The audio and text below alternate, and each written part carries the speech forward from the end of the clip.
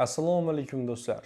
Allo kanaliga xush kelibsiz. Bugun sizlarga Samsung smartfonlari orasida yaqinda chiqqan bo'lishiga qaramasdan mashhurlikka erisha olgan byudjet segmentida eng zo'r nomer 1 bo'lgan smartfonlardan biri aynan mana shu qo'limdagi Galaxy A07 ni sizlarga to'liq obzor qilib beraman. Ushbu Galaxy A07 smartfonimiz 6 ga 128 GB, 6 RAM 128 GB ichki xotira bilan keladi va bundan tashqari smartfon chiroyli kadrlarni ola oladi, katta ekrani bor, chiroyli dizayni bor va bir qancha qulayliklarni sizga taqdim eta oladi. Videoni oxirigacha ko'ring. Aynan mana shu smartfonni bugun kuchli va zaif tomonlari haqida gaplashamiz.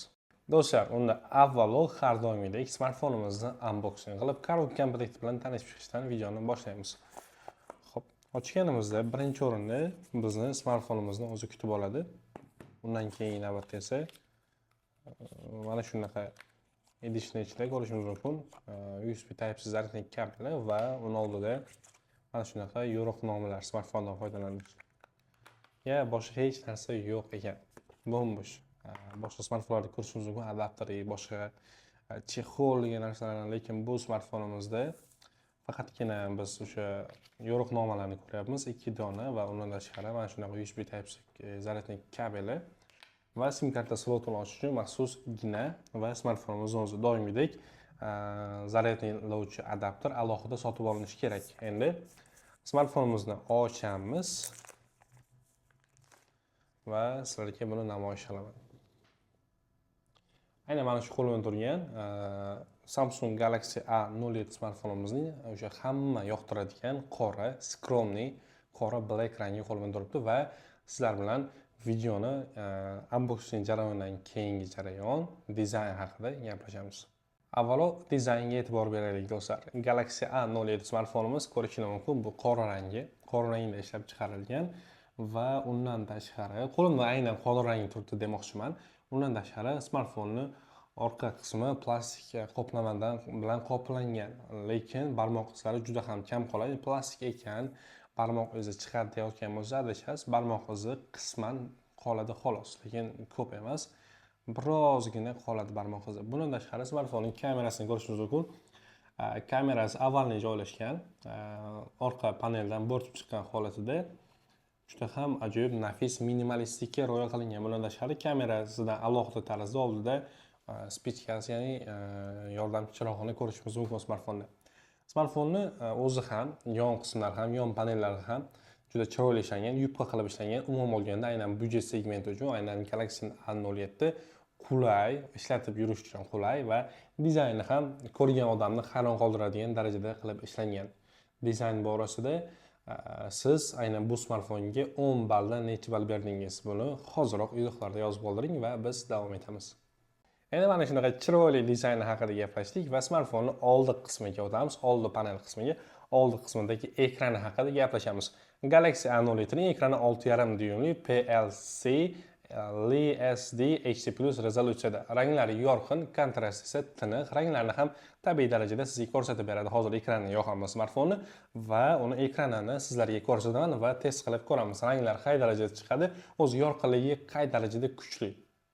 Do'stlar, smartfonni hozir yoqdik, ya'ni o'sha korobkadan ochganda bilasizlar, boshida o'zini tasdiqlovchi bir nechta yo'riqnomalari bo'ladi. O'shalar bilan tanishib chiqib, albatta hozir smartfonni yoqdik va endi uni sizlarga namoyish qilmoqchiman. Ekrani ishlash tezligi ko'rishingiz mumkin, yaxshi darajada ishlayapti. Smartfonda o'yinlar o'ynash, videolarni tomosha qilish juda ham qulay. Sababi katta ekrani bo'lgani uchun bu smartfonimizda siz bemalol TikTokda kinolar ko'rishingiz yoki Instagramda reelslar, YouTube kabi ijtimoiy tarmoqlardan bemalol foydalanishingiz mumkin. Bundan tashqari, aynan mana shu qo'limdagi smartfon o'yinlaringiz uchun ham, farzandlaringiz uchun ham ideal hisoblanadi. Ishingiz, o'qishingiz, farzandingiz hammasi uchun smartfonni ekrani yaxshi, normal holatda deya ayta olaman. Hozir sizlar bilan smartfonni YouTube'ini ochaman va biror bir kontentni sizlarga ko'rsataman. Va bundan tashqari ovoz chiqish darajalarini ham albatta mana shu ekran haqida gaplashganimizni birgalikda o'tkazib ketamiz. Aytaylik, smartfondan biror bir tabiat tushirilgan kontentni topamiz YouTube'ga kirib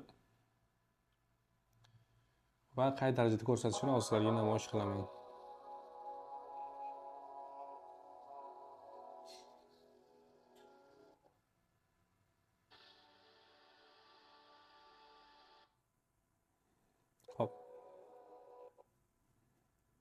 Bir daqiqa do'stlar.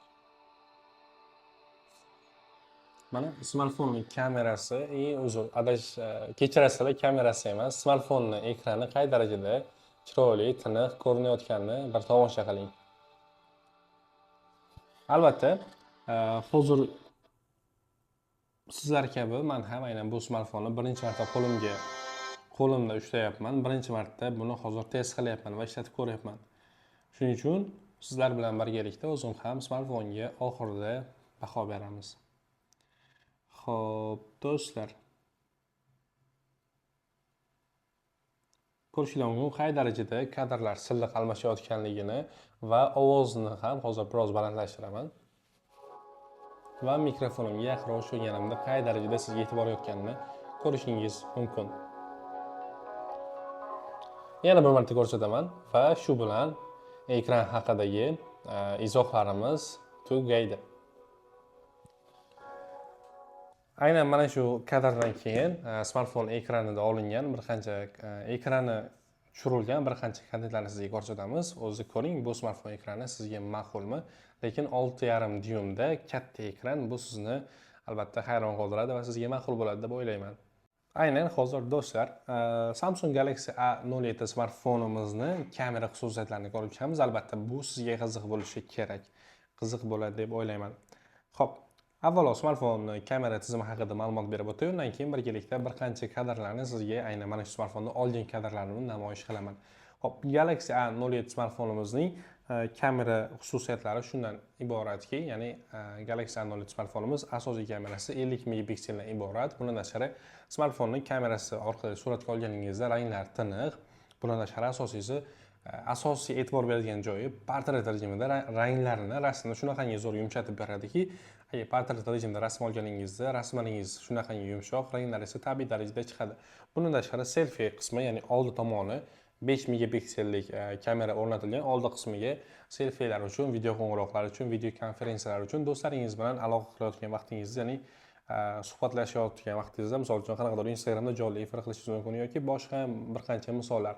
Juda ham ideal hisoblanadi. 5 megapiksel bu yomon emas, o'rta holat. Aynan bu byudjet segmenti uchun, sababi smartfonimiz byudjetning zo'r variant. Oxirida narxlari bilan tanishtirib o'taman, albatta videoni oxirigacha ko'ring faqat. Kamera xususiyatlarida kamera tizimida hozircha shular, boshqa yangiliklar yo'q. Bundan tashqari yana bir narsasi esimga tushib qoldi. Smartfonimiz tungi rejim funksiyasi ham bor. Rasmga olayotganingizda tunda ham rasmlaringiz yaxshi chiqadi, lekin albatta asosan kunduzgi kuni olgan rasmlaringizga qaraganda sifati biroz pasayadi.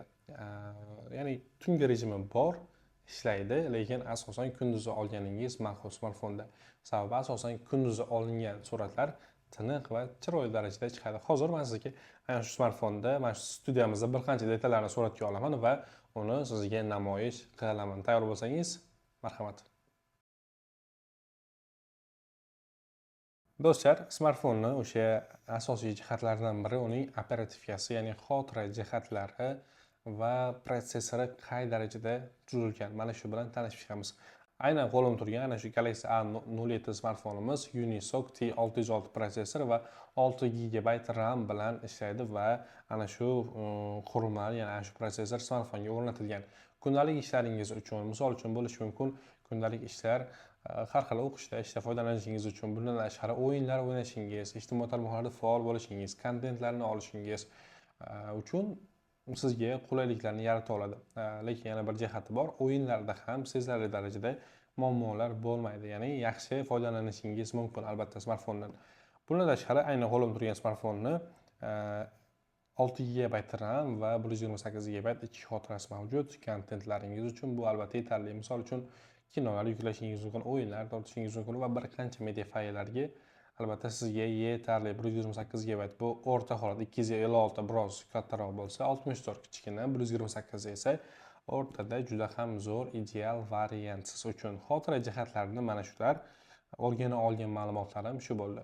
O'rtoqlar, aynan Galaxy A07 smartfonimizning batareya va ishlash jihati sizga qiziq bo'lishi kerak. Batareya va zaryadlash jihatlari Galaxy A07 smartfonida diqqat qiling, 5000 mAh batareya o'rnatilgan.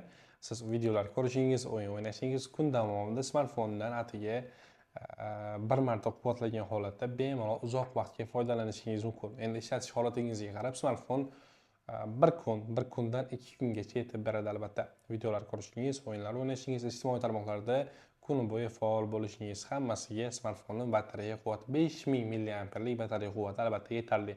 Bundan tashqari smartfonda albatta hamma smartfonda bo'lgani kabi tezkor zaryadlash tizimi mavjud. Tezkor zaryadlash texnologiyasini qo'llab-quvvatlaydi. Shuning uchun ham bir marta zaryadga qo'ygan vaqtingizda uncha vaqt yo'qotmaysiz. Tezkorlik bilan sizga zaryadini to 100% bo'lgunigacha, ya'ni beton qilib sizga yetkazib beradi bir necha vaqtlar, bir necha soatlar davomida. Smartfonning qo'shimcha funksiyalari haqida gaplashamiz. Aynan Galaxy A07 smartfonimiz Android tizimi Android 13 va One UI 5.1 interfeysida bilan ishlaydi va bundan tashqari smartfonda IP54 himoyasi. Hamma smartfonda bor albatta IP himoya tizimi. Aynan bu smartfonda ham IP54 himoya tizimi mavjud, ya'ni siz suvdan va changdan xavotirlanmasangiz ham bo'ladi. NFC tizimi ham qo'llab-quvvatlaydi smartfon. Ba'zi mintaqalarga qarab farqlanishi mumkin. Ya'ni ba'zi mintaqalarda bu NFC ishlaydi, ba'zilarida esa yo'q. Bundan tashqari Samsung Eco tizimidagi qurilmalar bilan ham bemalol moslashadi. Misol uchun Samsung Buds yoki Samsung Watch bilan bemalol smartfon bilan o'sha o'rtasida ulashishingiz mumkin bo'ladi. Ya'ni Eco tizimi bilan ham mukammal tarzda bog'langan va yana bu siz uchun plus smartfonni funksiyalaridan biri hisoblanadi. Do'stlar, endi smartfonni narxi, ya'ni o'sha boshida aytgandek, narxini aytaman dedim va smartfonni arzon narxlarda, mega chegirma narxlarda albatta Allo do'konlaridan topishingiz mumkin. Allo do'konlarini siz respublikamiz bo'ylab 15 ta filialimiz bor. Mana shu filiallarga tashrif buyurib, smartfonni arzon narxlarda xarid qilishingiz mumkin. Albatta filiallarimizga tashrif buyurib, YouTube'dagi kontentni ko'rib kelyapman desangiz, sizga mega chegirma qilib berishadi. Bundan tashqari siz mana bu yerda 78 122 0800 call center raqamlarimizga qo'ng'iroq qilib, smartfonni boshqa variantlarini, boshqa rang variantlari va boshqa xotira variantlari yokida narxlari haqida batafsil ma'lumot olishingiz mumkin. Bundan tashqari allo.uz, ya'ni alloda ikkita osi bor .uz saytimizga kirib, boshqa smartfonlar bilan tanishib yokida poyistga A07 smartfonni qidirib bemalol buyurtma qilishingiz mumkin. Eng asosiy jihatlardan bizda hozir juda ham zo'r katta chegirma ketyapti. Aynan smartfonni chegirmali narxlarda, byudjet narxlarida, cho'ntagingizga mos hamyonbop narxlarda xarid qilishingiz mumkin. Bundan tashqari bizda muddatli to'lov ham bor. Boshlang'ich to'lovsiz 3 oydan 24 oygacha muddatli to'lovga aynan smartfonni xarid qilishingiz mumkin. Do'stlar, o'sha aytganimdek smartfonning narxlari bilan albatta Allo saytimizda yoki mana shu aytib o'tgan manzillarimda tanishib o'tishingiz mumkin. Xullas, do'stlar, smartfondan uzoqlashgan holatda kontentimizga yakun yasaymiz. Galaxy A07 byudjet segmenti uchun juda ham ideal va sizning cho'ntagingiz bob, hamyonbop bo'lgan smartfon deya ayta olaman.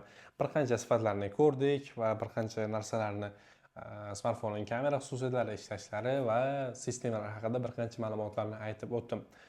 Sizga yetkazmoqchi bo'lganlarim faqat shular edi. Agar siz bundan-da ko'proq o'rgana olganlarimni yetkazdim. Agar siz bundan ham ko'proq aytmagan ma'lumotlarim yoki xato qilgan ma'lumotlarim bo'lsa, albatta izohlarda javobingizni, taklif, shikoyat va o'zingizni fikrlaringizni kutib qolaman. Albatta sizning har bir fikringiz biz uchun muhim.